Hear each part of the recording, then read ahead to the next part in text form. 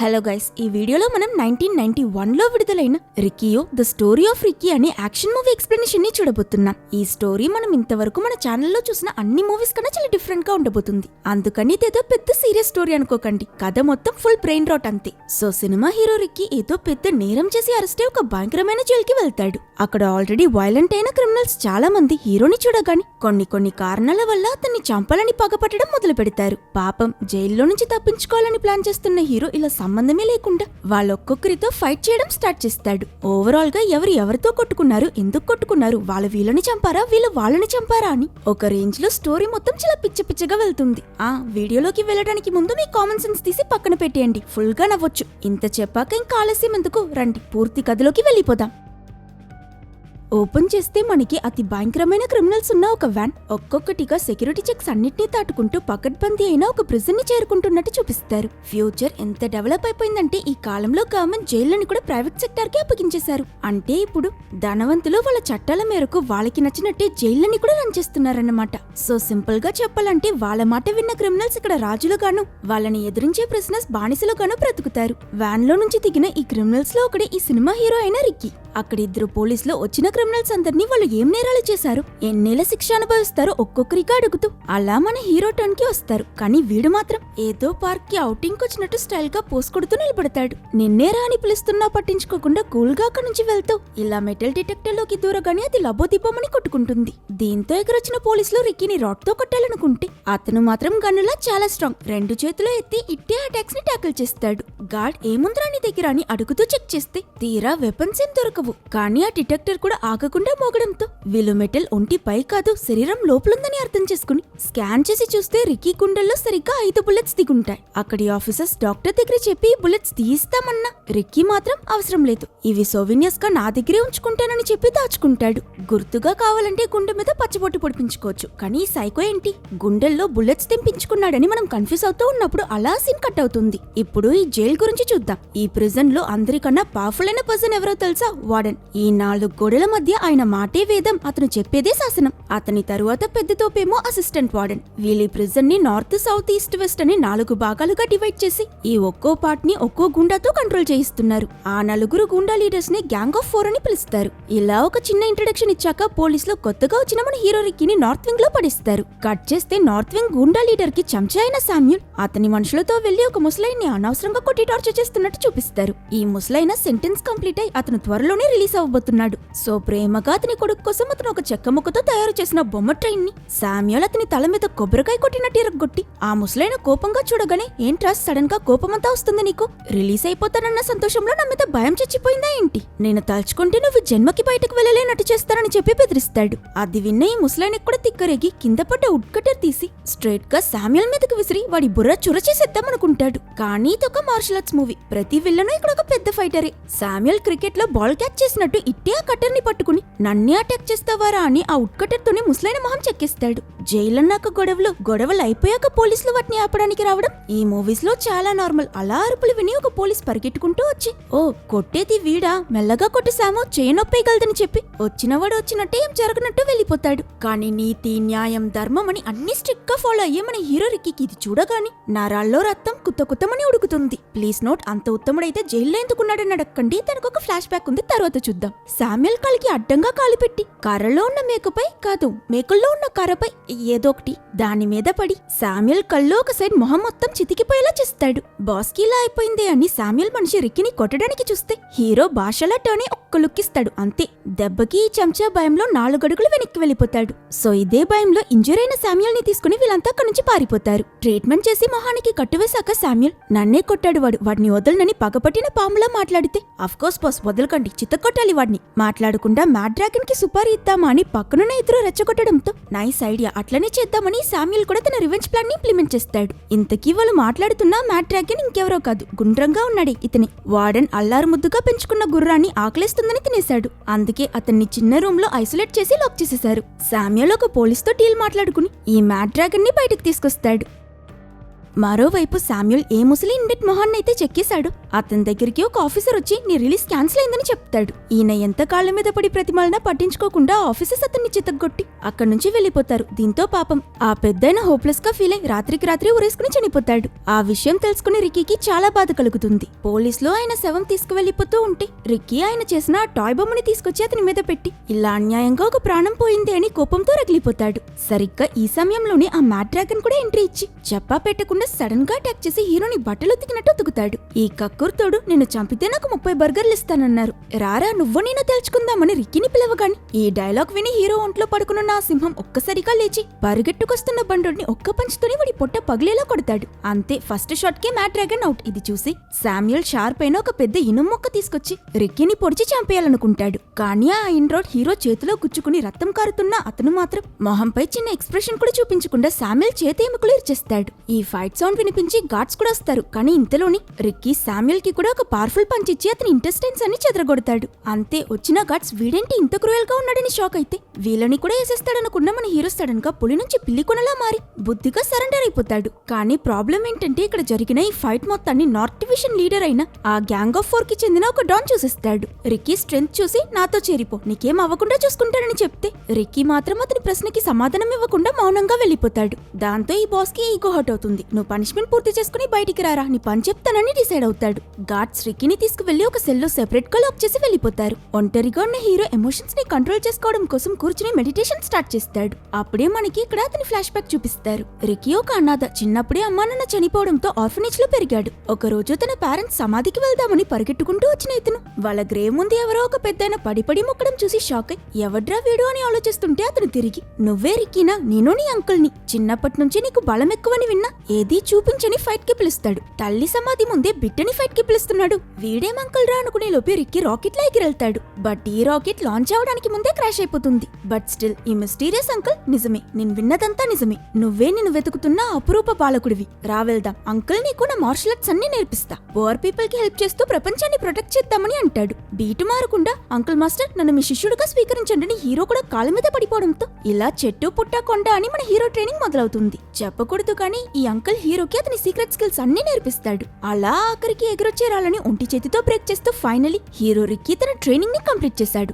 ఇలా flash back end అవుతుంది. Time తెల్లవారవుతుంది. Hero ఇతన్ని చంపేశాడు కదా, కాబట్టి ఈ రోజు ఫస్ట్ పనిగా గార్డ్స్ వచ్చి రిక్కీని అసిస్టెంట్ వార్డెన్ దగ్గరికి తీసుకువెళ్తారు. ఇదిగో ఒక పక్క చెయ్యి ఇంకో పక్క హుక్ తో ఉన్నాడు. వీడే ఈ ప్రెజెంట్ కి అసిస్టెంట్ వార్డెన్. టేబుల్ ఫుల్ గా రకరకాలుగా ఫుడ్ కుమ్మరించుకు తింటూ నువ్వెవరినో చంపి జైలుకొచ్చావంటగా, ఎవరిని చంపా, ఎందుకు చంపా, నీ గుండెల్లో 5 బుల్లెట్స్ ఎలా వచ్చాయి, నిన్న వాళ్ళిద్దరిని ఏ అంకుల్లో చంపావని ప్రశ్నల మీద ప్రశ్నలు అడిగి విసిగిస్తాడు. ఆయన ఇప్పటికీ రిక్కీ తన మౌన పోరాటం కొనసాగించడంతో ఫైన్ రా రే, ఏదీ చెప్పకు, నేను నీకు ఒక లెటర్ వచ్చింది, ఆ లెటర్ లో ఒక ఫోటో వచ్చింది, కేడి హూ ఇస్ దిస్ లేడీ, నీ గర్ల్ ఫ్రెండా అని ఒక అందమైన అమ్మాయి పిక్చర్ చూపించగాని ఇంతసేపు రోబోలా ఉన్న మనోడికి ఒక్కసారిగా ప్రాణం వచ్చి ఆ ఫోటోని తీసుకోవడానికి వెళ్తాడు. కానీ చెయ్యట్టగాని హూకేసి ఇప్పుడొచ్చావా దారికని హీరో గర్ల్ ఫ్రెండ్ ఫోటో తీసి తన గురించి చాలా తప్పుగా మాట్లాడతాడు. ఇంతసేపు అతన్ని ఎంత కొట్టినా హీరోకి రాని కోపం అతని గర్ల్ ఫ్రెండ్ గురించి ఒక్క మాట తప్పుగా అనగానే టాప్ కి ఎగిరి ఆ టేబుల్ ని పిండి చేసి ఎరగొట్టేస్తాడు. వెంటనే అసిస్టెంట్ వార్డెన్ గన్ తీసి రిక్కీని షూట్ చేస్తే ఇతను ఆ బుల్లెట్స్ ని చాలా ఈజీగా హ్యాండిల్ చేసి తలుచుకుంటే నేను ఇప్పుడే వేసేయగలను, అయినా నేను మంచివాడిని కాబట్టి ఊరుకుంటున్నా, కానీ నా ఓపిక చాలా తక్కువ, చూసుకోమరని చెప్పి గర్ల్ ఫ్రెండ్ ఫోటో తీసుకుని రిక్కీ అక్కడి నుంచి వెళ్లిపోతాడు. ఇంత పెద్ద ఇష్యూ జరిగాక అతని సెల్ కి తిరిగొచ్చిన హీరో చాలా లోన్లీగా ఒక మూలలో కూర్చుని అతని గర్ల్ ఫ్రెండ్ ఫోటో చూసి ఫీల్ చేస్తూ ఉంటాడు. రిక్కీ దగ్గర ఒక ఫ్లూట్ ఉంటుంది. దాన్ని అతను ప్లే చేస్తూ ఉంటే మనకి ఒక ఫ్లాష్ బ్యాక్ చూపిస్తారు. ఇతను అతని గర్ల్ ఫ్రెండ్ ఒకరిని ఒకరు ఎంతగానో ప్రేమించుకుని ఆడుతూ పాడుతూ చాలా సంతోషంగా ఉండేవాళ్ళు. హీరో ప్రపోజ్ చేస్తే తను కూడా దాన్ని యాక్సెప్ట్ చేసింది. కానీ అన్ఫార్చునేట్లీ వీళ్ళ ఆనందం ఎక్కువ కాలం నిలవలేదు. ఒకరోజు రాత్రి హీరో గర్ల్ ఫ్రెండ్ ఇంటికి తిరిగి వెళ్తూ ఉంటే దారిలో కొంతమంది గూండాస్ డ్రగ్స్ తీసుకుంటూ ఉండడం చూస్తుంది. సైలెంట్ గా ఇక్కడ నుంచి తప్పించుకుందాం అనుకునే లోపే వాళ్ళు తనని చూసేస్తారు. అందులోనూ డ్రగ్ డీలర్ తనని కిడ్నాప్ చేసి తనని మొలెస్ట్ చేయడానికి ట్రై చేస్తాడు. లక్కీలీ ఈ అమ్మాయికి మెలుగు వచ్చి వాళ్ళ దగ్గర నుంచి తప్పించుకు పారిపోవడానికి ప్రయత్నిస్తుంది. ఆ ప్రాసెస్ లో తను పాపం మేడ మీద నుంచి కింద పడి చనిపోయింది. ఈ విషయం తెలుసుకున్న హీరో గుండె పగిలి తన చావుకి కారణమైన వాళ్ళని చంపుతానని సంకల్పం తీసుకుని బయలుదేరతాడు. అండ్ ఒక రోజు అనుకున్నట్టే ఆ డ్రగ్ డీలర్ ని కనిపెట్టేస్తాడు కూడా.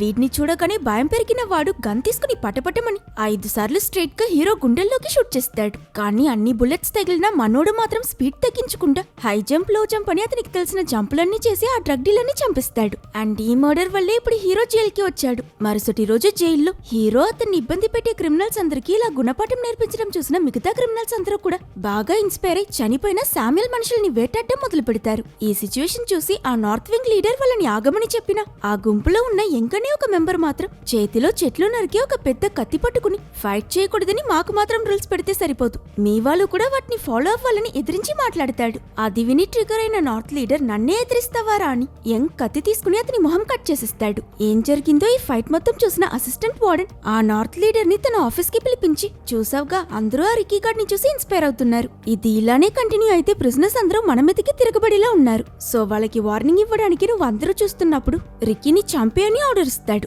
ముందు నార్త్ లీడర్ తనకి ఇష్టపడకపోయినా నువ్వు ఫైట్ చేయకపోతే నేను లీడర్ పదవి నుంచి తీసేస్తానని ఈ అసిస్టెంట్ వార్డెన్ బెదిరించి అతన్ని ఒప్పిస్తాడు. సో నెక్స్ట్ సీన్ లో మనకి ఆ నార్త్ లీడర్ అతను ఇంజూర్ చేసిన యంగ్ ని తీసుకువెళ్లి అందరికీ కనిపించేలా ఒక పెద్ద క్రాస్ సింబల్ కి కట్టిపడేసి వీటిని కాపాడాలనుకుంటే వచ్చి నాతో పోటీ పడిన రిక్కీని ఛాలెంజ్ చేస్తాడు. దీంతో వీళ్ళిద్దరికి మధ్య అక్కడ మరో ఫైట్ మొదలవుతుంది. కానీ ఏం లాభం, రిక్కీ ముందు ఎవ్వరూ పనికిరారు. నువ్వు నన్ను కొట్టు నేను నిన్ను కొడతానని ఇద్దరు ఒకరిని ఒకరు చితకబాదుకున్నాక సడన్లీ ఎవరూ ఎక్స్పెక్ట్ చేయనప్పుడు ఈ నార్త్ లీడర్ హీరో కళ్ళల్లోకి గ్లాస్ పౌడర్ విసిరేస్తాడు. అవి అతని కంట్లో గుచ్చుకుని రక్తం దారులా కారుతూ రిక్కీ కళ్ళు అస్సలు కనిపించవు. ఈ గ్యాప్ ని ఉపయోగించుకుని నార్త్ లీడర్ హీరోని బాగా ఇంజూర్ చేస్తాడు. కానీ ఈ సిచ్యువేషన్ చాలా సేపు కొనసాగదు. కొంచెం సేపట్లోనే హీరో పక్కనున్న డ్రైనేజ్ బ్రేక్ చేసి ఆ నీళ్ళలో మొహం కడుక్కుంటాడు. ఇవేం మాయాజాల అమృతం కలిసిన నీలో కానీ అంత రక్తం వచ్చిన కళ్ళల్లో ఇంత గాయం కూడా కనిపించదు. అండ్ ఇక్కడ నుంచే నేను ముందు చెప్పినట్టు అసలు స్టోరీ స్టార్ట్ అవుతుంది. రిక్కీ పొడుద్దామని పవర్ఫుల్ గా వస్తున్న నార్త్ లీడర్ తలపై ఒక్క తట్టు ఇలా తడతడో లేదో దెబ్బకి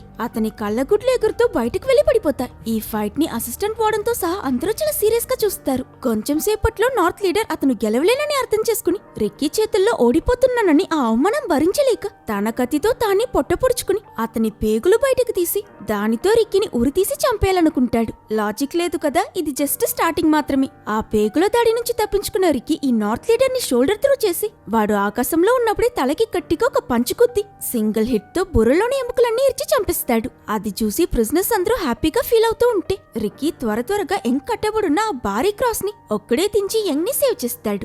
అవకాశం దొరకగానే అసిస్టెంట్ వార్డెన్ అక్కడి నుంచి చెక్కిద్దామనుకుంటే రిక్కీ అందర్నీ పోగు చేసి అక్కడికక్కడే ఈ అసిస్టెంట్ వార్డెన్ ని చంపేద్దామని ప్లాన్ చేస్తాడు. కానీ సరైన టైంకి పానకంలో పుడకల మిగిలిన సౌత్ ఈస్ట్ వెస్ట్ లీడర్స్ అక్కడికి చేరుకుని అసిస్టెంట్ వార్డెన్ తప్పించుకోవడానికి సహాయం చేస్తారు. అందులోనూ ఒకడైతే ఏకంగా ముందున్న ప్రిజనర్ తలని ఏదో గుమ్మడికాయ కొడుతున్నట్టు ఎరగొట్టేస్తాడు. ఇది చూసి ప్రిజనర్స్ అంతా భయపడి వెనక్కి తగ్గగాని రిక్కీ మాత్రం అతనికి దీనికి సంబంధం లేదన్నట్టు గాయపడ్డా యంగ్ ని మోసుకుంటూ అక్కడి నుంచి వెళ్లిపోతూ ఉంటాడు. అసిస్టెంట్ వార్డెన్ మాత్రం అతన్ని ఆపి, ఆగు, నువ్వు నార్త్ లీడర్ ని చంపేశావు కాబట్టి మాతో చేరిపో, నీకు నేను వాడి పొజిషన్ ఇస్తానని ఆఫర్ ఇస్తే అక్కడి నుంచి వెళ్లిపోతాడు.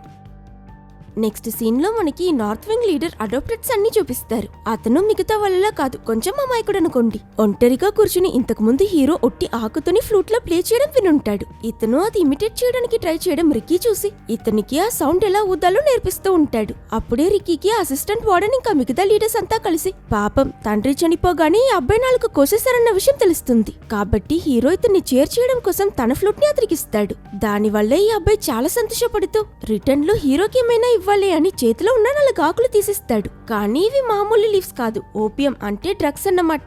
దీనితో అతనికి అతని గర్ల్ ఫ్రెండ్ చనిపోయిన ఆ చేదు జ్ఞాపకం గుర్తుకొచ్చి మన కంట్రీ బ్యాన్ చేసిన ఈ డ్రగ్స్ జైల్లోకి ఎలా వచ్చాయి, నీకెక్కడ దొరికాయని అడిగితే ఈ అమాయకుడు వాళ్ళ జైలు గుట్టులు మొత్తం బయట పెట్టిస్తాడు. మిగతా 3 లీడర్స్ అంతా కలిసి గ్రీన్ హౌస్ లో పెద్ద మొత్తంగా ఈ డ్రగ్స్ పెంచుకుంటున్నారని చెప్పడం విన్న హీరో అవి మొత్తాన్ని నాశనం చేయాలని డిసైడ్ అవుతాడు. బట్ ఇక్కడ ప్రాబ్లం ఏంటంటే ఈ కాన్వర్సేషన్ మొత్తాన్ని ఆ గ్యాంగ్ ఆఫ్ 4 లీడర్స్ లో ఒకరు వినిస్తాడు. అందుకే ప్రాణాలతో ఉన్న 3 లీడర్స్ ఒక మీటింగ్ అరేంజ్ చేసి రిక్కీ మనల్ని అటాక్ చేయడానికి ముందు మనమే అతన్ని అటాక్ చేద్దామని డిస్కస్ చేస్తారు. సో హీరోని రెచ్చగొట్టడం కోసం వాళ్ళు అతనికి వాళ్ళ సీక్రెట్స్ చెప్పిన నార్త్ లీడర్ కొడుకుని చంపేస్తారు. అతని స్నేహితుడి బాడీ అలా దీర్ఘంగా బయటపడి ఉండడం చూసిన రిక్కీకి పిచ్చ కోపం వచ్చి పగ తీర్చుకోవాలన్న కసితో వెళ్లి వాళ్ళు డ్రగ్స్ పెంచుతున్న గార్డెన్ మొత్తాన్ని తగలబెట్టేస్తాడు. ఇక్కడ మరో సీరియస్ ఫైట్ జరుగుతుంది. ఒక్కరో ఇద్దరు అయితే హీరో గెలిచేసుండేవాడు, కానీ 3 అతి పవర్ఫుల్ అయిన లీడర్స్ రౌండ్ కట్టి అన్ని రకాల ట్రిక్స్ యూస్ చేసి రిక్కీని చాలా ఇబ్బంది పెడతారు.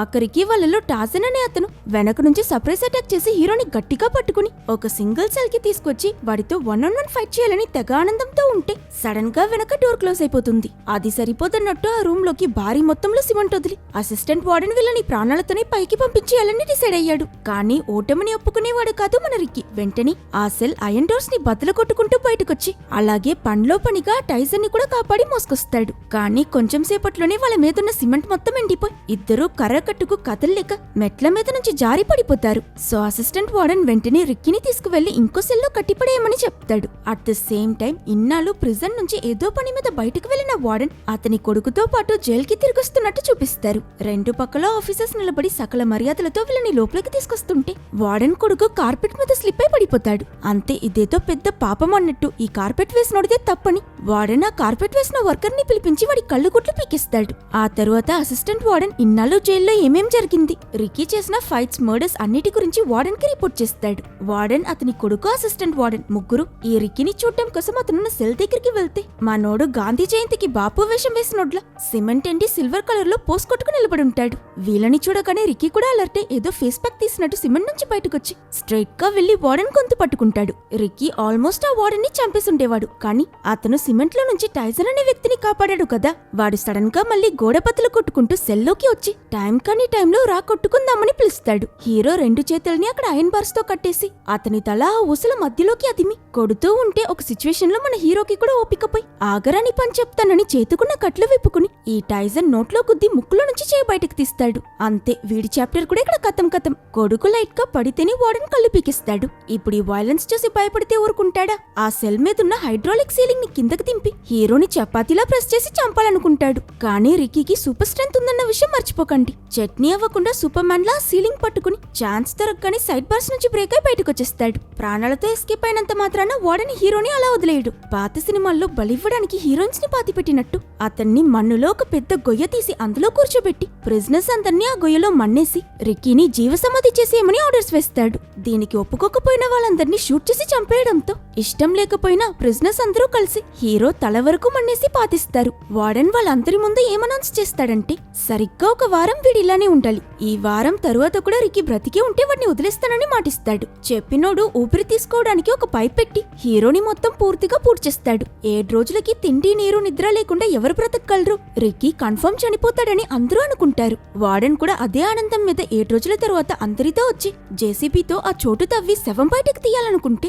మనోడు చావడం కాదు కదా, అప్పుడప్పుడే నిద్రలేచినట్టు బాగా ఫ్రెష్ గా బయటకొస్తాడు. సంకెళ్ళు తెంచుకుని వీడు హెల్తీగా ఉండడం చూసి మిగతా అందరూ సంతోషపడ్డా వార్డెన్ కి మాత్రం బాగా కాలుతుంది. సో వదిలేస్తానని ఇచ్చిన మాటంతా మర్చిపోయి మళ్లీ వీడిని అరెస్ట్ చేసి ఐరన్ రాడ్ల మధ్య ఇరికించి నానా కొట్టుడు కొట్టి అన్యాయానికి హింసపడతారు. అసలు నువ్వెవరు? ఇన్ని రోజులైనా బ్రతికావంటే నీలో ఏదో ఉంది. నీ పవర్స్ ఏంటి? నీకు ఫైటింగ్ ఎవరు నేర్పించిందని ఎంత అడిగినా రిక్కీ తన పాస్ గురించి ఏం చెప్పడు. సరే, ప్రాణాలతో ఉండాలంటే నువ్వు మాతో కలిసిపోని ఇంకోసారి వీళ్ళు ఆఫర్ ఇచ్చినా రిక్కీ మాత్రం చావనైనా చస్తాను కానీ మీతో కలవని రాని డైలాగ్స్ మాట్లాడతాడు. ఓవర్ గా మాట్లాడుతున్నాడని రిక్కీ నోట్లో బ్లేడ్స్ కుక్కి అవి ఉమ్మకుండా మింగకుండా ఉండడానికి మూతిపై టేప్ అంటించి క్రూరంగా టార్చర్ చేశాక పెద్ద పెద్ద చైన్స్ తో కట్టి తీసుకువెళ్లి ఇంకో సెల్లో పడేస్తారు. హీరో కష్టం చూడలేని అతని ఫ్రెండ్ ఒకతను గార్డ్స్ ఎవరికీ తెలియకుండా దొంగతనంగా భోజనం తీసుకొచ్చి అతనికిస్తాడు. ఇంతవరకు రిక్కీతో ఫ్రెండ్స్ అయిన ఏ ఒక్కరైనా ప్రాణాలతో మిగిలారా? లేదు కదా. ఈ ఫ్రెండ్ మ్యాటర్ కూడా అంతే. రెడ్ హ్యాండెడ్ గా అసిస్టెంట్ వార్డెన్ కి దొరికిపోయి అన్యాయంగా చనిపోతాడు. అందులోనూ చంపేశాక ఈ అసిస్టెంట్ వార్డెన్ అతని బాడీని హుక్ తో ఈడ్చుకు వెళ్లి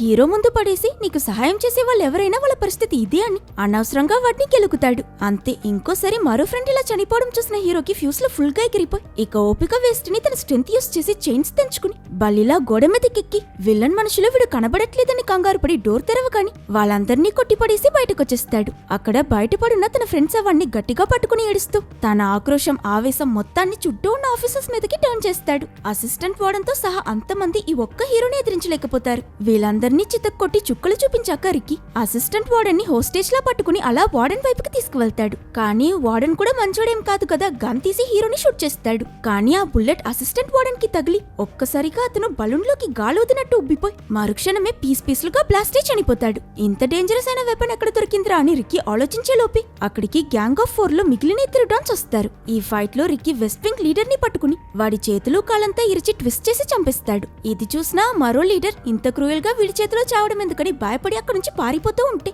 వార్డెన్ పిరికి పంతుల అవసరం నాకు లేదని వాడిని ఫ్రై చేసి చంపేస్తాడు. ఇప్పుడు ఆఖరికి మిగిలింది కేవలం రిక్కీ ఇంకా ఈ వార్డెన్ మాత్రమే. హీరో ఒక్క షాట్ లో వీడిని కూడా వేసేద్దామని ఫుల్ ఫోర్స్ తో వార్డెన్ ని కొట్టినా వాడా ఫోర్స్ కి రూమ్ చివరి దాకా ఎగురుతూ వెళ్లి ఒంటి మీద ఒక చిన్న స్క్రాచ్ కూడా పడకుండా గన్నులా నిలబడతాడు.